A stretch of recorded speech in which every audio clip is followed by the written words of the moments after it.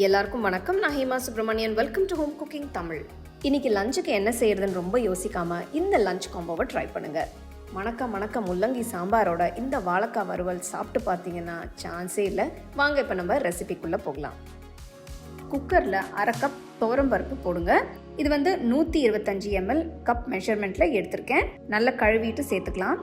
அடுத்து medium size தக்காளி நறுக்குனது. எனக்கு பூண்டு ரொம்பவே பிடிக்கும், அதனால நான் கொஞ்சம் பூண்டு சேர்த்துக்கிறேன்.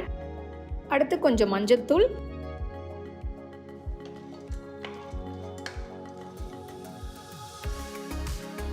கொஞ்சம் உப்பு, அப்புறம் பருப்பு முழுகிற அளவுக்கு தண்ணியை ஊற்றி குக்கரை மூடி மீடியம் ஃப்ளேமில் ஒரு 5-6 விசில் வர வரைக்கும் வேக விடுங்க.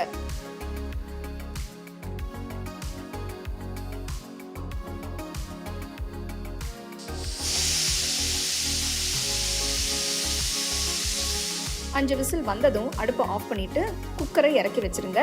நெக்ஸ்ட் நல்ல அகலமான கடாயில் 1.5 டேபிள் ஸ்பூன் எண்ணெயை ஊற்றி எண்ணெய் சூடானதும் இதில் 1 டீஸ்பூன் உளுத்தம்பருப்பு, 1 டீஸ்பூன் சீரகம், அரை டீஸ்பூன் கடுகு சேர்த்து லைட்டாக மிக்ஸ் பண்ணுங்க. 2 காஞ்ச மிளகாய் 2 கிள்ளி போடுங்க. அடுத்து 1/4 டீஸ்பூன் பெருங்காயத்தூள், நெக்ஸ்ட் 1 வெங்காயம் நறுக்குனது சேர்த்து வதக்குங்க.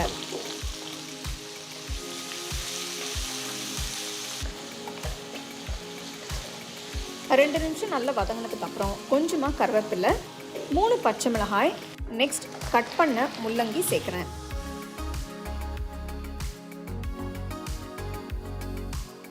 அடுத்து 1 டீஸ்பூன் கல்லுப்பு, 1 டீஸ்பூன் மிளகாய்த்தூள், 1 டீஸ்பூன் தனியாத்தூள் ஆட் பண்ணுறேன். நான் சாம்பார் பொடி சேர்க்கலை. உங்ககிட்ட சாம்பார் பொடி இருந்ததுன்னா நீங்கள் அதை கூட சேர்த்துக்கலாம். முள்ளங்கி சாம்பாருக்கு உப்பு காரம் எல்லாம் கொஞ்சம் எக்ஸ்ட்ராவாக இருந்தால் தான் நல்லாயிருக்கும். அடுப்பு மீடியம் ஃப்ளேம்லேயே வச்சு நல்லா மிக்ஸ் பண்ணுங்கள். 2 நிமிஷம் வதங்கினதுக்கப்புறம் அரை கப் அளவுக்கு தண்ணியை ஊற்றி 10 நிமிஷத்துக்கு கடாயை மூடி வச்சு வேக விடுங்க.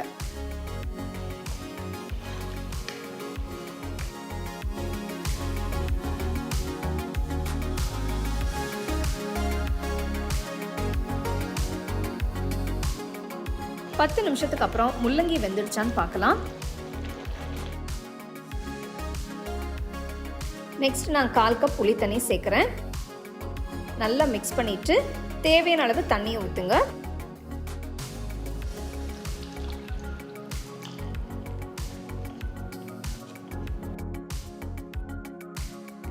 நல்லா கலந்ததுக்கு அப்புறம் நம்ம வேக வச்ச பருப்பை ஆட் பண்ணிக்கலாம்.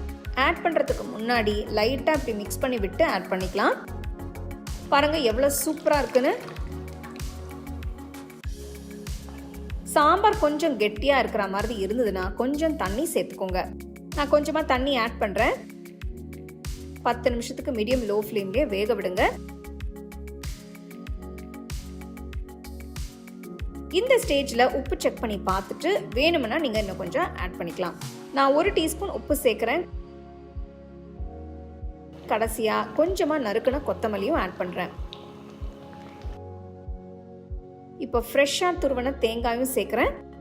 தேங்காய் சேர்க்கும் போது டேஸ்ட் ரொம்பவே நல்லாயிருக்கும். 1 டீஸ்பூன் அளவு ஆட் பண்ணால் கூட போதும். எல்லாம் சேர்த்து நல்லா மிக்ஸ் பண்ணிவிட்டு அடுப்பை ஆஃப் பண்ணிவிடுங்க.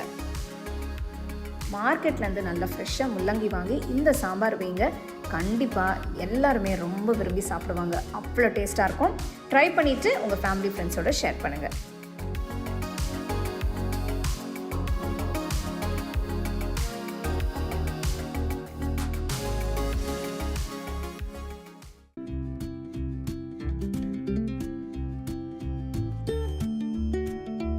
வாழைக்காய் தேங்காய் வறுவல் செய்யறதுக்கு ஃபர்ஸ்ட் வாழைக்காயை வேக வச்சுக்கலாம். இன்னைக்கு நான் 2 வாழைக்காய் எடுத்திருக்கேன். இதை நம்ம குக்கரில் போட்டு வேக வச்சுக்கலாம்.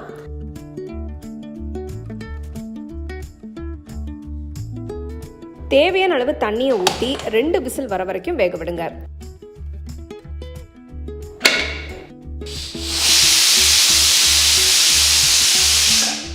ரெண்டு விசில் வந்ததும் அடுப்பை ஆஃப் பண்ணிவிட்டு ப்ரெஷர் இறங்கினதும் குக்கரை ஓப்பன் பண்ணி பாருங்கள். பார்த்தீங்கன்னா வாழைக்காய் நல்லா சூப்பராக வெந்திருக்கு. கலர் கூட டார்க்காக மாறிடுச்சு பாருங்கள். வாழைக்காய் நல்லா ஆறுனதும் தோலை எடுத்துட்டு மீடியம் சைஸ் பீசஸை கட் பண்ணிக்கலாம்.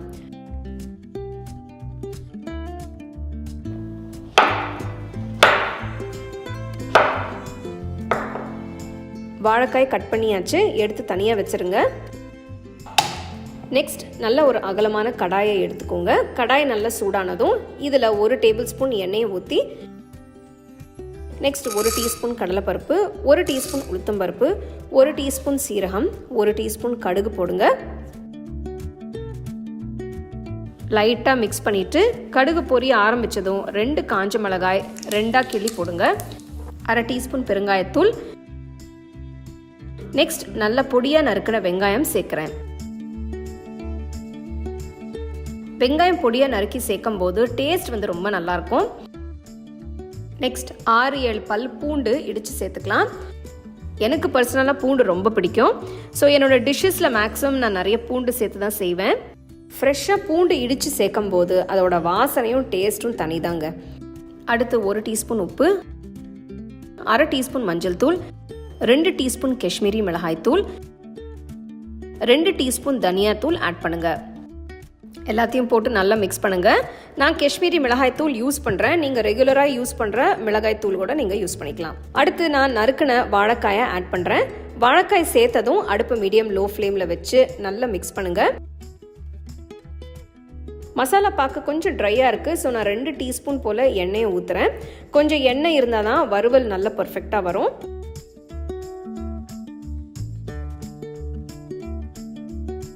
பாருங்க, மசாலா நல்லா கோட் ஆயிடுச்சு. இந்த ஸ்டேஜில் நான் கொஞ்சமாக கருவேப்பிலை சேர்க்குறேன். கருவேப்பிலை நீங்கள் கடைசியாக 5 நிமிஷம் முன்னாடி சேர்த்தா போகிறோம். ஃப்ளேவர்ஸ் வந்து ரொம்ப நல்லாயிருக்கும். லாஸ்ட்டாக 1/2 கப் ஃப்ரெஷ்ஷாக துருவின தேங்காய் சேர்க்குறேன். தேங்காய் வந்து கொஞ்சம் அதிகமாக சேர்த்தா டேஸ்ட் வந்து இன்னும் ரொம்ப நல்லாயிருக்கும். பாருங்கள், பார்க்கவே எவ்வளோ சூப்பராக இருக்குன்னு. இந்த டிஷ்ஷோட பேரே வாழைக்காய் தேங்காய் வறுவல் தான். ஸோ தேங்காய் கொஞ்சம் அதிகமாக இருந்தால் நல்லா தான் இருக்கும். ஒரு 10 நிமிஷம் லோ ஃப்ளேம்லேயே வச்சு ரோஸ்ட் பண்ணுங்கள். பாருங்கள், கலரெல்லாம் நல்ல ஒரு கோல்டன் ப்ரௌன் கலருக்கு சேஞ்ச் ஆகிடுச்சு. இந்த ஸ்டேஜில் அடுப்பை ஆஃப் பண்ணிவிடுங்க. நம்மளோட வாழைக்காய் தேங்காய் வறுவல் சூப்பராக ரெடி ஆகிடுச்சு. நல்ல சூடாக சர்வ் பண்ணி என்ஜாய் பண்ணுங்கள். இதை நீங்கள் ரசம் சாதம், தயிர் சாதம், சாம்பார் சாதம் எல்லாத்துக்குமே வச்சு சாப்பிட்லாம். அட்டகாசமாக இருக்கும். சிம்பிளாக ஈஸியாக செய்யக்கூடிய இந்த லஞ்ச் காம்போவை நீங்கள் வீட்டில் ட்ரை பண்ணி என்ஜாய் பண்ணுங்கள். மற்ற லஞ்ச் காம்போ ரெசிபீஸ் எல்லாம் கூட நான் லிங்க்ஸில் தரேன். கண்டிப்பாக ட்ரை பண்ணுங்கள்.